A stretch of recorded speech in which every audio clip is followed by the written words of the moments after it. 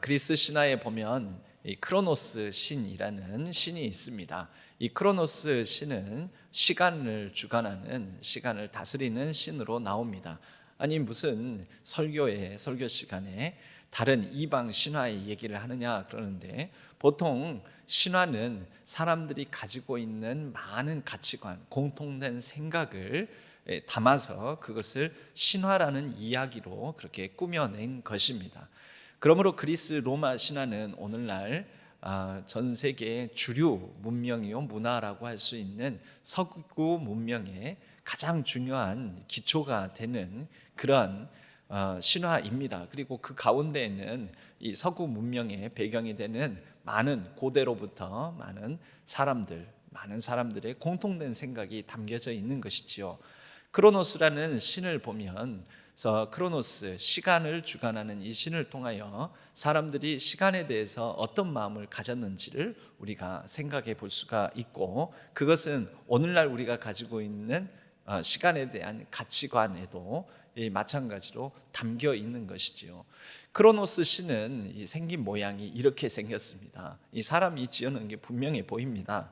어떻게 돼 있냐면 머리에 앞부분에는 긴 머리카락이 달려 있고 휘날리고 있으며, 그리고 그 머리의 가운데부터 뒷부분, 뒤쪽으로는 머리카락이 없습니다. 민머리입니다.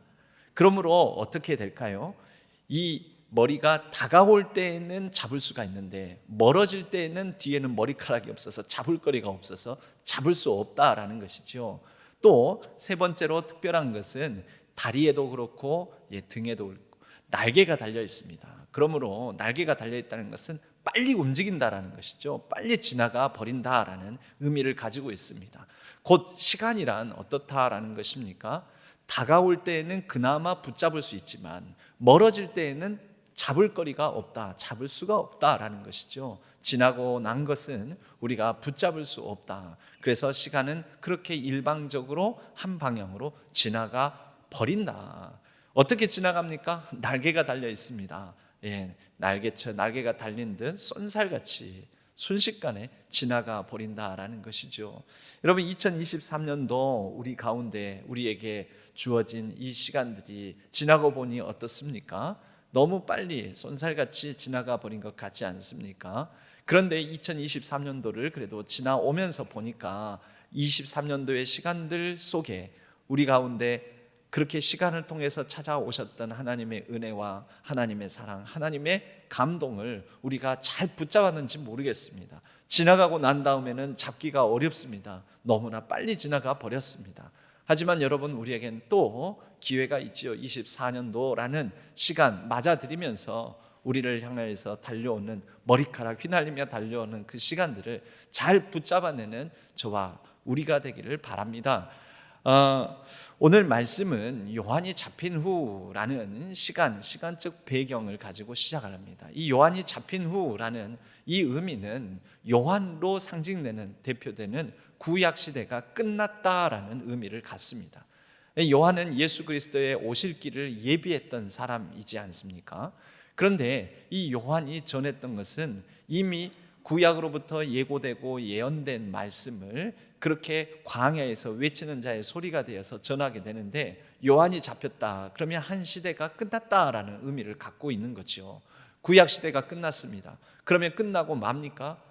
신약 시대가 시작되는 거죠. 우리는 신약 시대라고 명명하지만 당시의 사람들은 신약 시대라는 말 자체를 아직 모를 때였을 것입니다. 다만 요한이 잡힌 후, 즉 한 시대가 끝나고 끝났다, 한 시대의 종말을 알리는 것입니다. 그렇게 끝나고 난 다음에 하나님은 더 이상 일하시지 않나요? 구약 태초로부터 요한에 이르기까지 하나님께서 이스라엘 선민을 택하셔서 하나님의 구원의 역사를 이루어 오던 그 방식이 끝나고 그 한 시대가 마무리되고 이제 새로운 방식으로 하나님께서 구원의 역사를 완성해 가는 그런 놀라운 시대의 시작에 서게 되었다라는 것이죠. 요한이 잡힌 후 예수 그리스도께서 본격적으로 공생의 사역을 시작하십니다. 그리고 그 공생의 사역의 첫 번째 말씀은 하나님의 복음 그리고 하나님 나라, 그리고 회개하고 바로 이 복음, 하나님의 나라에 관한 복음을 믿으라라는 말씀입니다. 곧 회심입니다. 이제 시대가 끝났다. 그 시대에 머물러 그 시대에 미련을 두고 그 시대에 사로잡혀서 살지 말고 새롭게 열리는, 새롭게 펼쳐주시는, 새롭게 시작하시는 하나님의 다스림과 하나님의 역사 가운데 나아가라라는 그런 의미를 갖고 있는 것이지요. 예수님께서 갈릴리에 오셨습니다. 이 시작을 어디서 합니까? 여러분, 구시대, 즉 구약 시대의 가장 중심, 이스라엘 신앙의 중심은 예루살렘이었습니다. 그런데 예루살렘에서 시작하는 것이 아니라 새로운 시대에 맞춰서 새로운 곳에서 시작하는데, 그곳은 예루살렘을 중심으로 놓고 보면 변방이었습니다. 변방, 복음에 하나님께서 과연 이곳에서도 무슨 대단한 새로운 일을 하시겠는가라고 여겨지는 변방 지역, 예루살렘으로 놓고 보면은 힘없는 지역, 소외된 지역, 가난한 지역이라고 말할 수가 있습니다. 그런데 바로 이곳에서부터 하나님 나라의 새로운 역사가 시작된다라는 것입니다. 거기에서부터 하나님의 복음을 전파하여 이제 첫 설교를 하십니다. 이르시되 때가 찼고 때가 찼다라는 말은 여러분, 이 때가 언제인지를 분별해라 라는 의미를 가지고 있고요, 바로 이 때는 하나님께서 구약 시대로부터 오랫동안 말씀하시고 이루실 거라고 하셨던 많은 일들이 이제 다 성취되었다, 완성되었다라는 것입니다. 마무리 완성이 되었다라는 것이지요. 그래서 구약 시대가 종말이 되고 구약 시대를 마무리 짓고 난다면은 하나님께서 이제 새로운 일을, 새로운 역사를 시작할 것인데 바로 그러한 때가 이르렀다라는 것이지요. 오늘 저희들도 23년도의 말과 24년도의 시작, 첫 출발에 이제 서 있지 않습니까? 여러분, 지금 우리에게 주어진 이 때를 잘 분별하는 게 필요합니다. 그래서 이 때를 분별하여 하나님의 나라가 가까이 왔으니, 하나님의 나라는요, 알고 보면 예수 그리스도께서 이 땅에 오신 그때로부터 시작이 되었지만, 온전하게 시작이 되었지만, 그러나 아직은 또 미완, 완전하게는 이루어지지 않았습니다. 하나님 나라가 가까이 왔으니, 이 가까이 왔다라는 표현이 이 복음서에 한 번 더 나옵니다. 가까이 왔다. 예수님께서 체포당하실 무렵 겟세마네 동산에서 붙잡히시기 전에 가룟 유다가 사람들을 이끌고 예수님을 체포하러 옵니다. 그때 예수님께서 말씀하시죠. 이제 때가 이르렀다. 그리고 유다가 나를 잡으러 가까이 왔으니 라고 예수님께서 겟세마네 동산에서 날밤이 새도록 기도하신 다음에 그렇게 얘기하시는 부분이 있습니다. 그때 가까이 왔으니, 그 제자들이 둘러보니까 캄캄한 어둠 속에서, 어둠침침한 곳에서 아무것도 보이지 않는데 예수님은 가까이 왔다라고 얘기를 하시는 거예요. 그 말이 끝나기가 무섭게 가룟 유다가 많은 병사들을 이끌고 예수님을 체포하기 위해서 짠하고 나타납니다.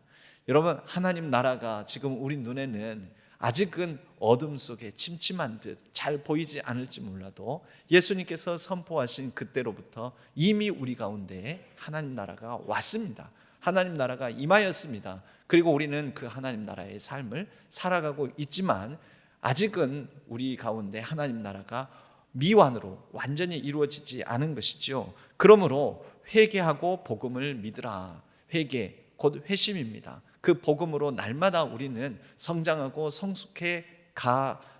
성숙해져 가야 합니다. 여러분, 이러한 회심 사역은 단 일회성으로 끝나지 아니하고, 그래서 한번 회개하여, 즉 돌이켜서 돌아서서 다시 원점으로 돌아오는, 맨날 제자리 빙글빙글 도는 그런 과정이 아니고요.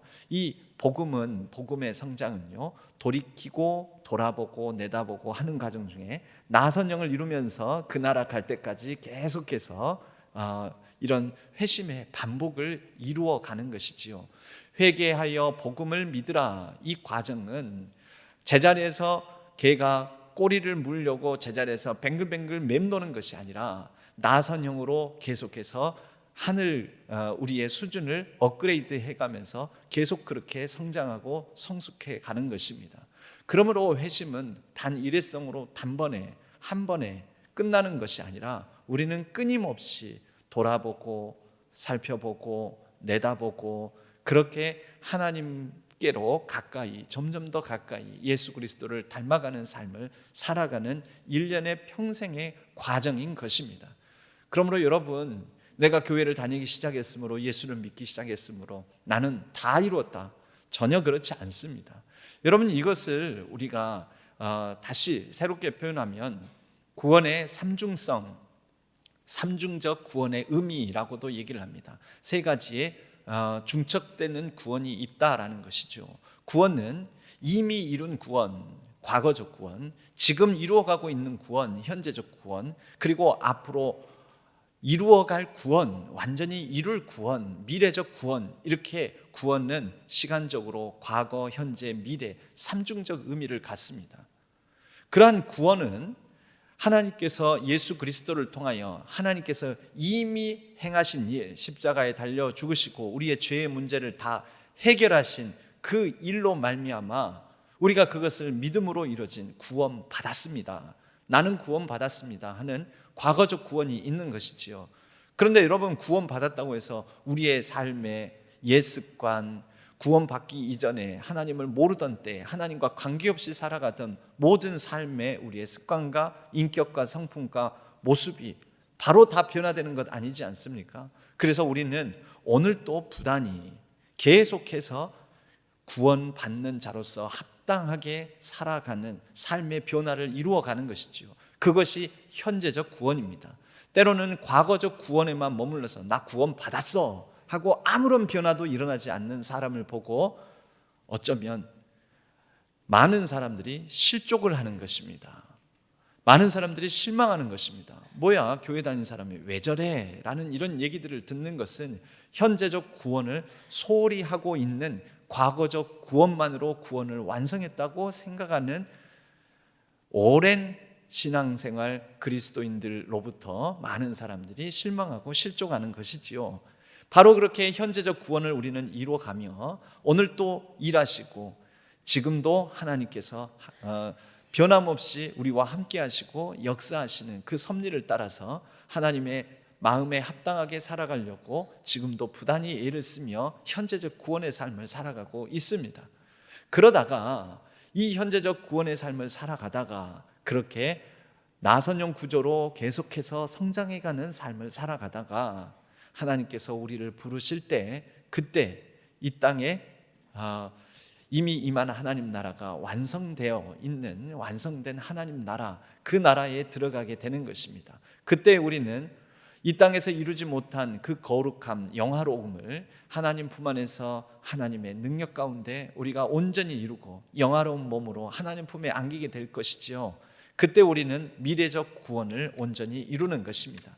개인적인 차원에서는 그러는데 시대와 역사적인 구분으로 보면요, 예수 그리스도께서 이 땅에 오셨을 때 이미 임하는 하나님 나라가 시작되었고, 그리고 예수님께서 내가 다시 오겠다라고 약속하셨을 때, 그래서 다시 오실 때, 재림하실 때 우리는 완전한 하나님 나라가 이 땅에 이루어지는 것을 보게 될 것입니다. 이미와 아직 사이, 이미와 아직 사이라는 그 두 지점을 놓고 우리는 이미 이룬 구원, 과거적 구원, 그리고 이미와 아직 사이에 해당되는 오늘 우리의 삶 가운데 현재적 구원의 삶을 살아가며, 그리고 아직 이루어지진 않았지만 그때에 예수님 다시 오시겠다 하신 약속의 말씀을 따라 재림하시게 될 때 우리는 완전히 이룰 구원, 미래적 구원을 이루어 가게 될 것입니다. 바로 이러한 구조를 가지고 우리는 지금 오늘 신앙생활을 하고 있는 것입니다. 그런 과정 속에서 한 해를 마무리 짓고 다시 새로운 한 해를 맞이하면서 우리는 우리의 회심을, 나는 얼마만큼 회심하였고 이것을 돌아보고, 그리고 나는 앞으로 또 이루어갈 구원, 계속해서 이루어갈 구원을 어떻게 이루어갈 것인지에 대해서 내다보는 것이 필요하다라는 것이지요. 여러분, 우리 신앙교회 2023년의 여러 사역 가운데 1월부터 시작해서 12월 마지막 날인 오늘에 이르기까지 많은 일들이 있었습니다. 많은 메시지들을 나눴습니다. 그러나 그 모든 메시지들은 사실 또 한 가지로 압축됩니다. 회심입니다. 회심. 얼마나 우리의 신앙을 성숙시킬 것인가, 자라게 할 것인가.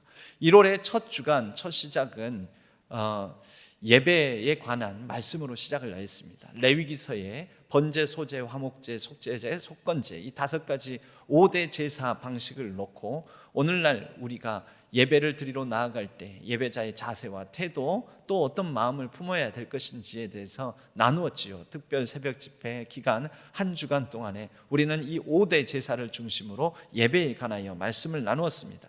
그리고 연이어서 말씀 묵상 세미나를 통해서 우리가 말씀을 어떻게 붙잡고 살아가야 될지 우리가 나누었으며, 그리고 그 다음 이어지기로는 우리가 성경 책별로 만나다 이런 것을 통해서 바이블 스쿨, 이렇게 여성 바이블 스쿨, 남성 바이블 스쿨 했었고, 그리고 한국 교회사에 대해서도 살펴보는 시간들이 있었습니다.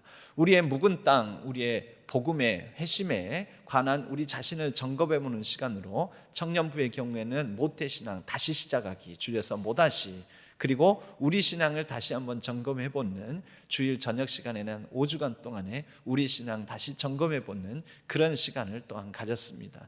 이런 과정 끝에 또 우리는 4월 달에 피택 선거를 했었고요. 그렇게 임직자들을 여러분들이 호소도 했지요. 여러분 많이 뽑아달라고. 이제 앞으로 일꾼들을 여러분들이 많이 세워주셔서 교회를 위해서 헌신할 사람들을 여러분들이 많이 세워달라고 했는데 60명에 가까운 장로, 권사, 집사를 여러분들이 세워주셨고, 어떤 성도님들은 또 저에게 이렇게 얘기를 하더군요. 아니, 우리 신앙교회에 이렇게 많은 임직자가 뽑힌 일이 없었습니다.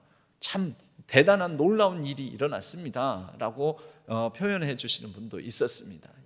그 임직자들이 수개월에 걸쳐서 여름철에도 땀을 흘려가면서 피택 훈련을 받았고, 피택 훈련을 받는 그 과정 속에서는 저희 교회 밖으로 정동길 순례, 중고등부도 정동길 수련회, 역사 탐방 수련회로, 그리고 청년분들도 제주 길 위에 역사의 길에 서다, 그리고 선교지 답사 등등, 그리고 70 플러스를 시작했고 30 플러스 모임도 올해 처음으로 시작하게 되었습니다. 중간중간에 우리 자녀들과 함께 드리는 5월 달에 세대 통합 예배도 있었고, 성탄절 때도 같이 예배를 드리는 일이 있었습니다. 연말 가까워오면서 권사 세미나, 안수집사 세미나, 예배위원회 세미나, 또 서리집사 세미나 등 이런 세미나도 처음 있었다라고 제가 들었습니다. 이런 시간들을 통해서 우리가 결국은 그 모든 것이 회심에 관계된 것이었습니다. 그리고 마지막에는 35가지 주제로 7주간 동안 단단한 기도 훈련이라고 해서 기도에 대해서 우리가 살피고, 그리고 중보 기도 학교를 5주간 개설하여서 중보 기도 팀이 조직이 되고, 그분들이 1부, 2부, 3부, 4부에 지금도 1, 2부 때도 그분들이 1부 중보 예배 중보 기도, 2부에 2부 중보 예배 중보 기도팀이 기도를 하고, 교회를 위해서, 오늘 선포될 말씀을 위해서, 설교자를 위해서, 또 우리 모든 성도님들을 위해서, 또 성도님들의 오고 가는 걸음들의 안전을 위해서 기도하는 그런 기도팀이 조직이 되었습니다. 단단한 기도 훈련 직전에는 하나님 나라 복음 사경회, 그 과정 중에요, 그 기간 중에는 하나님 나라 복음 사경회를 통해서 또 우리가 하나님 나라 복음에 대해서 새기고 생각하는 시간들을 가질 수 있었습니다. 여러분, 지나간 시간들이 조금씩 기억이 나십니까? 참 나름대로 또 분주하고 바쁘게 많은 일들이 있었습니다. 여러분들에게 이러한 지난 2023년을 돌아보면서 여러분들은 그 때마다 시마다 하나님께서 주신 말씀의 기회대로 얼마만큼의 복음의 성장, 복음 안에서의 회심을 이루었는지 자기 자신을 돌아보셨으면 좋겠습니다. 여러분, 이런 가운데 우리의 회심은 크게 3가지로 나눠지는 것입니다. 돌아봄, 그리고 그것을 바탕으로 내다봄. 아니, 3가지라면서요. 중간에 있습니다. 돌아보고 내다보는, 즉 과거를 돌아보고 미래를 내다보는 그 사이에 현재를 살펴보는 것입니다. 오늘 12월 31일 23년의 마지막 날 오늘 우리들은 돌아볼 것을 살펴보고 내다볼 것을 살펴봐야 됩니다. 오늘 지금 내게 하나님께서 무엇을 얼마만큼 이루셨는지, 내가 가진 것은 무엇이고 내가 무엇을 할 수 있는지를 살펴보아야 하는 것이지요. 회심은 누가 대신 못 해줍니다. 여러분, 교회에 많은 말씀들, 많은 또 목사님들이 오셔서 많은 어떤 기획된 행사와 프로그램들이 있지만 여러분, 회심은 누가 대신 못 해줍니다. 구원 대신 못 받습니다. 회심은 각자 저마다 해야 될 일인 것입니다. 그래서 우리는 각자 저마다 이러한 교회의 사건, 교회에 기획된 말씀의 자리들을 통해서 돌아보면서 나는 얼마만큼 회심했는지 내 자신을 돌아보며 그 회심을 어느 수준까지 얼마만큼 성장했는지를 봐야 하는 것이죠. 나는 말짱 도루묵 다시 돌아서서 1년이 지나 그 자리에 그대로 머물고 있지는 않은지, 아니면 한 단계 좀 더 성장했는지. 만약에 성장 못했다면 내다보며 24년도에는 나는 복음 안에서, 그리스도 예수 안에서 조금 더 성장해야 되겠다라는 회심에 내다보는 시간을 가져야 하는 것입니다. 여러분, 우리 신앙교회를 살펴보았으면 합니다. 우리 신앙교회, 여러분 98년의 역사를 이 지역 거의 이 자리에 도로가 새로 나면서 조금 옮겨온 것 빼고는 신안동 거의 이 자리에서 98년간 존재해왔던 교회입니다. 제가 어렸을 때 우산초등학교를 나왔습니다. 영봉동에 살았습니다. 초등학교 때. 그리고 중학교는 이전하기 전 광주상고, 광주여상, 동성중학교, 동성여중이 있었던 지금 광주교대 건너편에 있는 유은학원, 바로 동성중학교를 졸업했습니다. 그러므로 제가 이 동네를 모르지는 않습니다. 전남대학교에서 교회 야유회도 전남대학교 운동장에서 했었던 적이 있고요. 그리고 이 주변을 이렇게 오고 가면서 신안동도 모르지 않습니다. 그런데 놀라운 일이 있습니다. 신안동은 그때나 지금이나 변화가 없습니다. 여러분, 광주는 참 많이도 변했습니다. 제가 서울에서 살다가 이렇게 한 번씩 내려오면, 그리고 서울에 대학 진학 때문에 올라가서 거의 20몇 년 만에 내려와 보니 광주를 모르겠더라고요. 모르는 동네들도 많이 생겼습니다. 풍암지구, 상무지구, 또 수안지구, 첨단지구, 무슨 양산지구, 먼지구 엄청 많이 생겼습니다. 지금도 계속해서 확장되어 가고 있습니다. 요 일전에 또 제가 무슨 식사 모임이 있어서 가는데 효천지구, 대촌지구 그런 데가 또 생겼더라고요. 어마어마한 땅을 다지게 해놓고 터 닦기 공사를 끝내놓고 또 새로운 아파트가 들어서고 앞으로 들어설 아파트들을 준비하고 있더라고요. 여러분, 그런 가운데 신앙교회의 이 자리와 이 동네는 변함이 없습니다. 여러분, 뭘 흉보자고 하는 얘기가 아닙니다. 변함없는 이 자리에서 이 자리를 지켜온 게 얼마나 대단한 것인데요. 이건 참으로 대단한 일입니다. 그리고 변함없이 굳건히 서서 이곳에서 교회의 역할을 감당하고 있는 것은 감사할 일입니다. 하지만 여러분, 이러한 광주 도심의 여러 변화 속에서 이미 이 신안동 지역은 구도심이라는 말을 듣고 낙후되고 노쇠해 가고 있습니다. 교회도 마찬가지로 늙어가고 있습니다. 여러분, 여전히 우리는 이 교회 안에만 머물러서는 우리 신앙교회는 사실 점점 더 낙후된 노쇠된 이 동네와 함께 큰 희망이 없습니다. 여러분, 주중에 저는 매일 그래도 교회를 출근하는 입장이니까 주중에 유동인구가 별로 없습니다. 이 동네는 유동인구가 별로 없습니다. 여러분, 교회도 예수님께서 이 많은 사람을 이 낚는 오부로 제자들을 부르시지 않았습니까? 결국 사람들이 있는 곳에 교회가 있어야 원래 맞는 것 아닌가요? 그런데 이 동네는 점점 더 지역사회의 낙후, 노쇠와 함께 교회도 점점 더 수축하고 침체할 위험성에 있다라는 것이죠. 어떻게 해야 될까요? 저는 이런 면에서 우리 교회가 회심해야 된다고 생각합니다. 그 회심 중에 중요한 일이 이 지역사회에 자리 잡아서 큰 교회가 신안동에 있네, 그 차원이 아니라 신안동 가운데 이 교회, 우리 신앙교회가 우리 자신을 내어줌으로 인하여서 지역사회와 함께하는 교회로, 지역사회의 선한 영향력으로 좋은 어떤 이 이 영향력을 행사하는 그런 교회로 발돋움해야 한다라는 것이지요. 저는 그런 면에서 이번 성탄절에 우리가 선물을 받던 절기에서 선물을 주는 절기로 이번에 여러분들이 330박스나 되는 성탄 사랑 나눔 박스, 생필품 박스를 구성을 해 주시고 그렇게 열심히 동참해 주신 것이 매우 중요한 우리 교회의 회심적 사건이라고 생각을 합니다. 여러분, 그게 별것 아닌 것처럼 보여도 사실은 별거입니다. 대단한 사건입니다. 여러분, 우리는 그렇게 내어줘야 됩니다. 지역사회에 자꾸 우리를 내어주고 희생하고 헌신하고, 그래서 이곳에 98년 동안 신안동에 자리 잡은 신안교회의 역사적 가치와 의미를 우리는 그렇게 새겨야 하는 것이죠. 이 지역에, 지역사회에, 이웃들에게, 많은 사람들에게. 제가 와서 성탄트리 점등식을 시작을 했습니다. 3년째 되지 않았습니까? 세 번째. 여러분, 사실 별로 유용하지 않을 수도 있습니다. 약간 무용할 수도 있습니다. 누가 봐준다고 잘 안 보이기도 해요. 그렇게 우리는 갇혀서 해놨는데, 그럼에도 불구하고 여러분 3년째 됐는데요, 4년째, 5년째 이거 하는 거 굉장히 번거롭습니다. 많은 사람들의 헌신이 있어야 됩니다. 이거 세웠다가 또 이제 치워야 되는데 치울 때도 많이 힘듭니다. 세우고 치우고 하는 일들, 그냥 이게 대단한 일도 아닌데.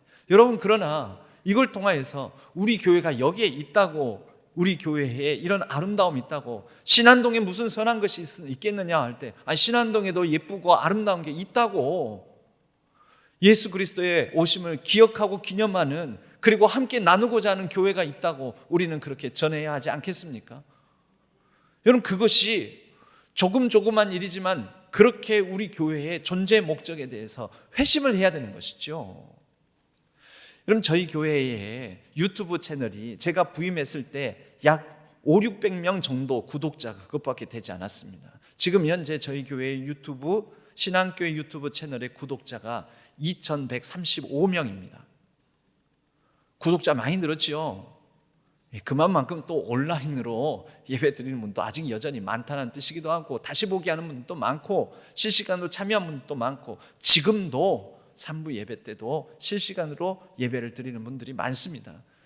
여러분, 이 숫자가 늘어났다는 걸 얘기하려는 게 아니고, 이제는 2135명 정도 되니까 우리 교회에 대해서 유튜브 채널을 구독하는 사람, 시청하는 사람, 그 온라인 예배를 드리는 사람을 분석함으로 인해서 세대 구성을 분석해낼 수 있다라는 것이지요. 이것이 현재 신앙교회 교인들의 세대 구성, 나이별 인구 분포를 정확하게 보여주는 것은 아니겠지만, 일일이 헤아려서 우리가 세는 것보다 1년의 경향성을 놓고 보면 유튜브 채널을 구독하는 신앙교회의 세대 구성을 통해서 우리를 돌아보고 살펴볼 수 있다는 거죠. 현재를. 그 표는 이렇게 나와 있습니다. 여러분, 저는 유튜브 관리자입니다. 당연하죠. 담임 목사니까. 유튜브 채널의 시청자가 아니라 저는 관리자로서 유튜브 채널 구독자들의 연령 분석이 저에게는 제공이 됩니다. 저는 다 볼 수가 있습니다. 어느 한 사람이, 특정 사람이 유튜브 채널에 들어와 있는지 저는 알지를 못합니다. 그것은 개인정보에 해당되기 때문에. 그러나 그 사람이 시청을 하고 1년 동안 어떤 분들이 많이 들어와서 우리 신앙교회 유튜브 채널을 안에서 예배를 드리고 다시 보기를 하고 시청을 하는가. 여러분, 글씨가 혹시 보이십니까? 제일 마지막에 키웠는데 49.6% 제일 밑에, 거기가 제일 나이가 많은 분들입니다. 거기에 글씨가 작아서 혹시 안 보이실지 모르는데 65 플러스, 즉 65세 이상 되신 분들이 49.6%, 우리 유튜브 채널에, 신앙교회의 유튜브 채널을 시청하는 분들이 1년의 기록입니다. 이게 1년 동안 65세 이상인 분들이 49.6%, 55세에서부터 64세까지 그 위에입니다. 26.6%, 45세에서 54세까지가 13.6%, 그리고 35세에서 44세까지가 8.2%, 1%, 25세에서 34세까지가 1.9%, 그리고 18세에서 24세까지가 0.2%, 그리고 17세 이하는 0%.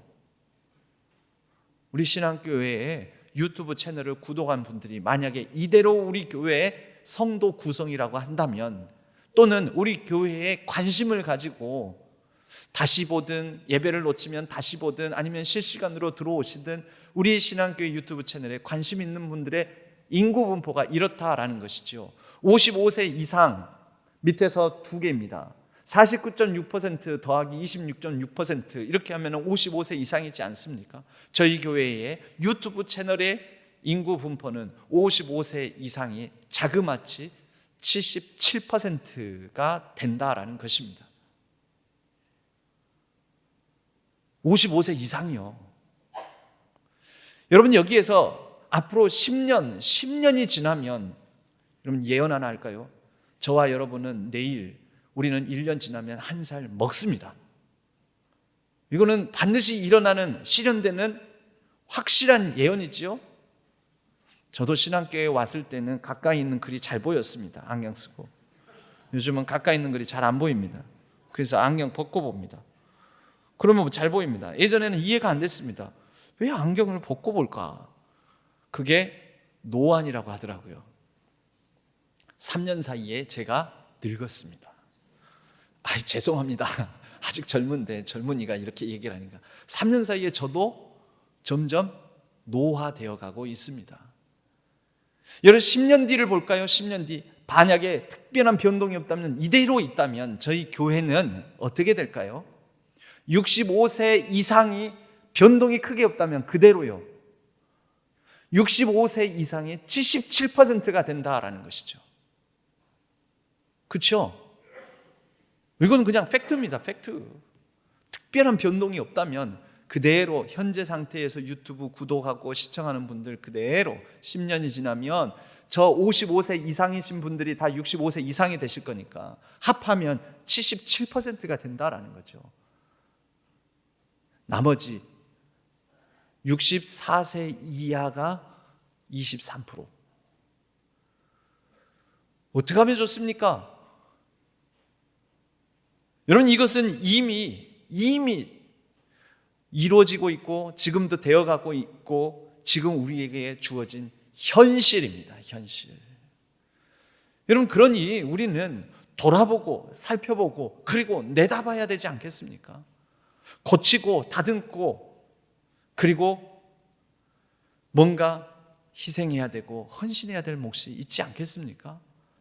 지금 나 신앙생활하기에 편하고 괜찮다라는 것이 아니라 내다봄으로 그 다음을 위해서 우리가 바꾸고 변화돼야 될 부분들이 있어야 하지 않겠습니까? 여러분, 이런 어떻게 보면 무거운 얘기를 그래도 해야 됩니다. 한 해를 마무리 지으면서는, 내년을 우리가 앞두고서는 해야 됩니다. 여러분, 시대마다 기독교 2000년 역사 가운데에는 초대교회 시대 때부터 계속해서 지속적으로 성장해 온 것은 아니었습니다. 영적 침체에 빠질 때도 많이 있었습니다. 특별히 종교개혁의 선구자 국가라고 한다면 독일입니다. 독일에서 루터가 1517년에 종교개혁을 이루었지요. 그리고 빠르게 루터가 주장하는 이 종교개혁 정신을 따라서 많은 신자들이 늘어나게 되었습니다. 그런데 1517년부터 한 100여 년이 지나고 난 다음에 독일 루터 교회들은 어떻게 됐냐면 침체에 빠지게 됩니다. 교리 논쟁, 매번 지루한 설교, 기도가 사라지고 뜨거움이 사라지고 영적으로 황폐화된 상태에 머물게 됩니다. 그럴 때 1600년, 약 1517년부터 약 180년 정도가 지난 그 시점부터 이래서는 안 되겠다라는 사람들이 생겨나게 된 거죠. 왜요? 돌아보고 살펴보고 그리고 다음을 내다보니 이래서는 안 되겠다. 여러분, 시대마다 그런 사람들이 있었습니다. 그래서 경건주의 운동이라고 독일에서 경건주의 운동이 일어나게 됩니다. 그 경건주의 운동의 가장 구체적이고 중요한 사건을 일으켰던 곳이 독일 드레스덴 지역의 영주였던 진젠도르프 백작의 영지 안에서 일어났던 헤르누트 공동체입니다. 그 헤르누트 공동체에 모라비언 교도라고 체코 프라하가 다시 카톨릭화가 되므로 신앙의 자유를 위하여서 핍박받아서 도망쳐 나온 사람들이 진젠도르프 백작의 보호 아래 헤로노트라는 공동체를 이루면서 그들이 그곳에서 뜨겁게 기도하고 뜨겁게 말씀에 집중하고 교리든 논쟁보다는 서로 옳다 그르다 이전에 하나님 앞에 바로 서자라는 가장 신앙의 기본적인 것에 집중하는 회심을 이루어내게 됩니다. 그리고 그들은 그렇게 모이기 시작한 지 1727년에 모여서 처음으로 몇 사람이 모이게 되는데 그 공동체가 점점 커지고 그 뜨거움 속에서 5년 뒤에는 개신교 최초의 선교사 1732년에는 5명의 선교사를 파송하게 됩니다. 그로부터 200년 동안 1930년 되기까지 200년 동안 3,000명의 선교사를 매해마다 관을 짜놓고 파송하는 일이 있게 됩니다. 여러분, 그 영향을 받아서 우리나라에도 최초로 주기도문을 전해줬던 칼 귀출라프 선교사가 우리나라 충청도 고대도라는 곳에 오게 됩니다. 우리나라의 최초의 성경이 먼저 선교사들보다 먼저 들어오게 된 것은 바로 이러한 헤로노트 공동체의 영향을 받은 선교 파송된 선교사들에 의해서 번역된 중국어 성경이 다시 한글로 만주해서 번역되어서 우리 가운데 오게 된 것이지요. 여러분, 교회에 침체가 있을 때마다 새롭게 사용하소서, 우리가 기본으로 돌아가겠습니다, 회심하겠습니다, 하나님을 찾습니다, 기도로 나아가겠습니다. 여러분, 그 가운데서 새로운 역사가 시작되었던 것입니다. 1800년대부터 1900년 1차, 2차 세계대전이 일어나기 전까지 과학혁명이 일어납니다. 산업혁명, 기술 발전, 어마어마한 생산력의 증대. 인간의 지성이라면 못할 게 없구나. 인간 지성에 대한 신뢰는 곧 하나님을 찾는 영성의 황폐함으로 이어지게 되었습니다. 그런데 그 영적 황폐함 속에서 1900년 초에 웨일즈 지역에서 부흥을 일으켰던 대각성 운동을 주도했던 에반 로버츠라는 사람이 있습니다.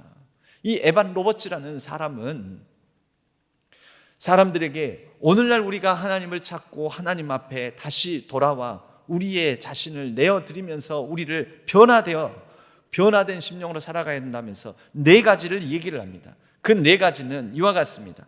모든 알려진 죄를 고백하고 그리스도로 용서함을 받는다. 둘째, 의심스럽거나 확신서지지 않는 습관들은 모두 버린다. 셋째, 성령께 즉각적으로 순종한다. 넷째, 주 예수 그리스도를 공개적으로 고백한다. 여러분, 대개 보면은 특별한 게 없지 않습니까?